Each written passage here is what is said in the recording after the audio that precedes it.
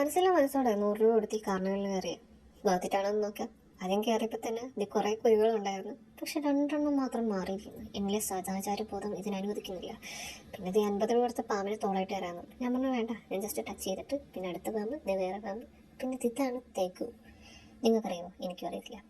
ഇത് ബംഗാൾ ക്യാറ്റ്. പാവം. പിന്നെ നമ്മൾ നേരെ പോയത് പാൻഡോറയിലായിട്ടാണ്. പാൻഡോറയിൽ ചെന്നപ്പോൾ ദേവതാറിൻ്റെ ഡ്രാഗൺ നിൽക്കുന്നത്. പിന്നെ ഡീസൽ അറിയാല. പിന്നെ അവതാർ 13-14 അടിയുണ്ട്, വലിയ പുള്ളി. അത് കഴിഞ്ഞ് ഞങ്ങളൊരു ഡോം തിയേറ്റർ കയറി. അവിടെ ചെന്നപ്പോൾ ഞങ്ങൾ നിരയാക്കി നിർത്തി. ഞങ്ങൾ എങ്ങോട്ട് കൊണ്ടുപോകാനാണോ നോക്കിയപ്പോൾ കണ്ടൊരു കാലൻ. അങ്ങനെ ഞങ്ങളുടെ ഡ്രൈവർ ചേട്ടൻ വന്ന് പുള്ളി വന്നിട്ട് ഞങ്ങൾ ഏതോ ഒരു ഡൈമെൻഷൻ വഴി വേറെ യൂണിവേഴ്സിലോട്ട് കൊണ്ടുപോയി. അങ്ങനെ പോയി വന്നപ്പോഴത്തേക്കും ഇവന്മാരാരാന്ന് എനിക്കെപ്പോഴും അറിയത്തില്ല. അങ്ങനെ പോയി വന്നപ്പോൾ താണ്ടാണ് ഞങ്ങളൊരു സാധനം അറ്റാക്ക് ചെയ്തത്. പക്ഷെ ഞങ്ങൾ ഡ്രൈവർ ചേട്ടൻ ഭയങ്കര സ്കിൽഫുൾ ആയതുകൊണ്ട് ഞങ്ങളെ രക്ഷിച്ച് നാട്ടിൽ കൊണ്ടാക്കി. അങ്ങനെ അത് കഴിഞ്ഞ് ഞങ്ങൾ നേരെ ചെന്നത് റോബോ ചെക്കൻ്റെ അടുത്ത്. അവനേക്കൊരു ഹായ് ഒക്കെ തന്നു.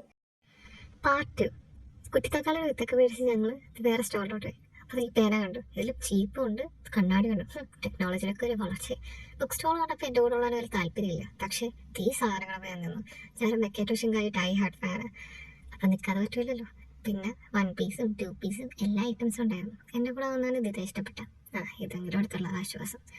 പിന്നെ വാച്ചുകട ഉണ്ട്, തുണിക്കട ഉണ്ട്, അലുവക്കട ഉണ്ട്, പിന്നെ സ്വീറ്റ്സ് കണ്ടു. ഇവിടെ നിന്ന് എനിക്ക് ആദ്യമായിട്ട് ഇത്രയും വലിയ സാമ്പിൾ കിട്ടുന്നത് അവൻ കൊണ്ടുപോയി. സാരില്ല. ഇത് കണ്ടപ്പോൾ മണിച്ചത് തായില് ശോഭനയുടെ അവസ്ഥയാണ് എനിക്ക്. കാശ് മിഠായി, തേങ്ങാ മിഠായി, സിഗരറ്റ് മിഠായി, പുളിമിഠായി, എല്ലാം ഉണ്ട്. ശരിക്കും നൊസ്റ്റാൾജിയ അടിച്ച കാശ്. പക്ഷെ ഞാനൊന്നും മേടിച്ചില്ല. പിന്നെ ഒരു 5-6 കമ്പനി ഉണ്ട്. അത് കഴിഞ്ഞ് ഞങ്ങൾ പുറത്തോട്ട് ഇറങ്ങിയപ്പോൾ അതാണ്ട് സ്കൈ ഡൈനിങ്ങിന് വേണ്ടി ക്രെയിൻ സെറ്റ് ആക്കുക. പിന്നെ ഒരു ബൺ മസ്കയും കൂടെ കഴിച്ച് ഞങ്ങൾ നിർത്തി. ബൈ.